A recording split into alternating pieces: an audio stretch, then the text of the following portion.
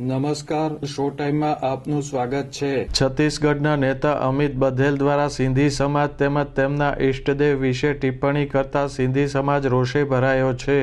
ભાવનગર ખાતે સિંધી સમાજ દ્વારા રેલી કાઢી કલેક્ટર કચેરી ખાતે આવેદનપત્ર આપવામાં આવ્યું હતું।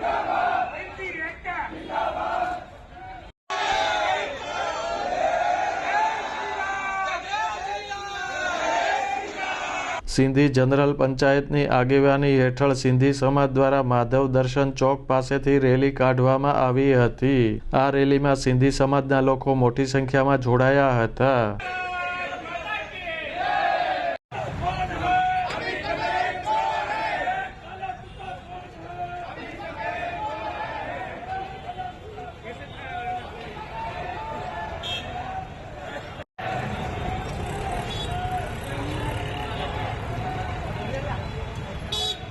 આ રેલી કલેક્ટર કચેરી ખાતે પહોંચી હતી અને આવેદનપત્ર આપી રજૂઆત કરવામાં આવી હતી।